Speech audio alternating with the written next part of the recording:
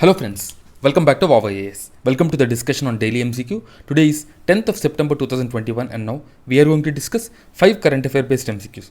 तो चलिए शुरू करते हैं.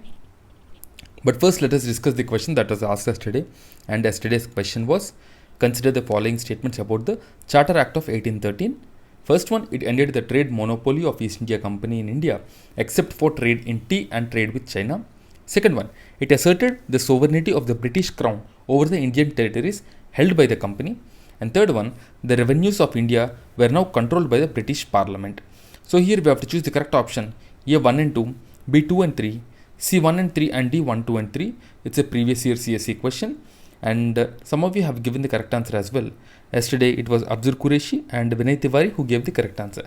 And the correct answer for this question is, it is A 1 and 2 only. Okay. So if you see this Charter Act of 1813, in fact, so it talks about a lot of things. It says that the East India Company actually loses its monopoly over the trade, but it gains, or you can say it retains the monopoly over the trade in tea and China. This is the first important thing. And second important thing is that the British Crown has established its power over the Indian territories with some constitutional provisions. So that is the second thing. And third one is that the constitution, also you can say, the money of about 1 lakh is provided for the development of education. This is another important thing. So, but if you see the revenues of India, they were not controlled by the British Parliament. Actually, with regard to the revenues, back then, the 1784, the Pitt India Act also talks about it. You have the Board of Control and the Code of Directors, which were established for the political and revenue control. Okay, so these are the important things about the 1813 Charter Act. Now let's move on to the today's question. But before that, a small information. Daily we upload these MCQs based on the current affairs. These MCQs will help to prepare your current affairs in a holistic way, because the way UPSC asks question is by mixing both current as well as the static areas. So by this way, you can approach these MCQs also, so that you can check the quality of preparation and also you can cover the current affairs very well. Okay, so do make the best use of this initiative. You can download this PDF at free of cost from our Telegram channel. Now let's begin the discussion. The first question.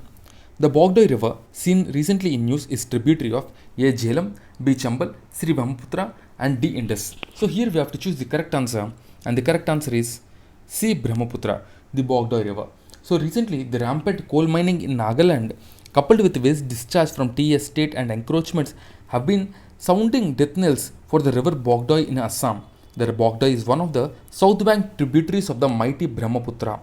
It originates from the Mokokchung in Nagaland, where it is known as the Sungyong Nalla. The total catchment area of the interstate river is 1545 square kilometers and travels 160 kilometers before joining Dhansri River near its confluence with Brahmaputra. Okay, now let's move on to the next question. The second question. The Manda Buffalo is the indigenous breed belonging to A. Assam, B. Maharashtra, C. Telangana, D. Odisha. You have to choose the correct answer, and the correct answer is D. Odisha. Odisha is the correct answer. The Manda Buffalo belongs to Odisha, and recently the Manda Buffalo has been recognized as the 19th unique breed of buffaloes found in India by the National Bureau of Animal Genetic Resources.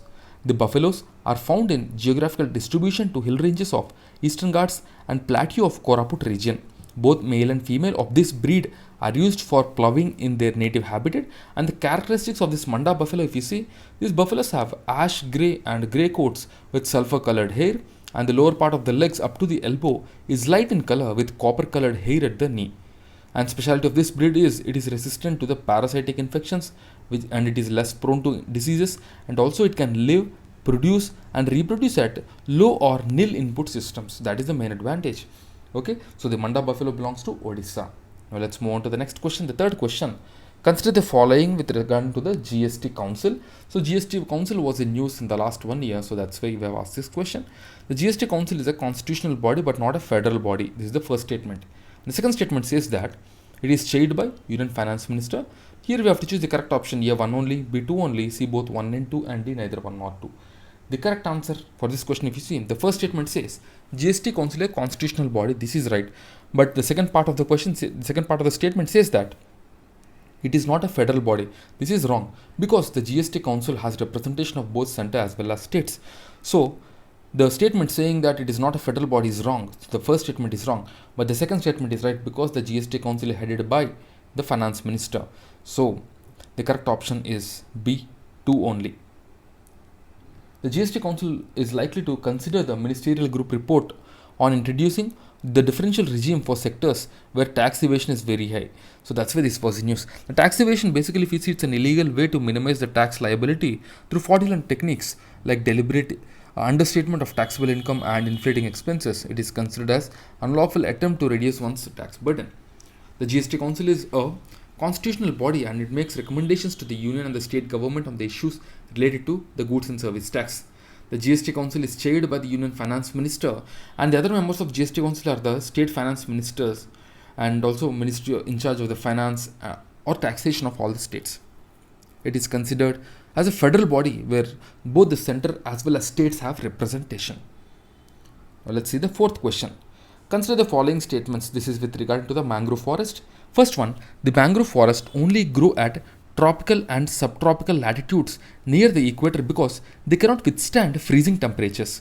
Second one, the mangrove forests stabilize the coastline, reducing erosion from storm surges, the currents, waves and tides. So we have to choose the correct option. So if you see the mangrove forest, okay, so the mangrove forest is a large forest which generally can be found in the near to the coast. The mangrove forests grow both at tropical and subtropical latitudes. So the first statement is right, and also the important thing is that remember the mangroves cannot withstand freezing temperatures. So the first statement is right. The second statement which says that the mangrove forest stabilize the coastline and all, this is also right because the mangroves basically act as a barrier to the land. The mangroves ensure that the cyclonic surges do not reach the land, their impact is not felt on the land. So both 1 and 2 is the correct option. So the German government agency, the Deutsche Geflerschaft, so this actually will conserve the mangrove and biodiversity of Odisha's Bhitarkanika National Park, which is the second largest national park in India. And the primary objective of this project is to support the implementation of livelihood-oriented conservation and restoration activities, and also to train the community members in the alternate sustainable livelihood. This is the main thing. The given ecosystem-based sustainable livelihood measures will be adopted, such as the mangrove restoration, sustainable fisheries, handicraft-based activities, and science-led horticulture. And in India, if you see, India has about 3% of the total mangrove cover in South Asia. West Bengal and Gujarat are the top 2 states with the highest cover. So remember, the state with the largest mangrove cover is West Bengal. After that, it is Gujarat. Now let's see the next question. The fifth question.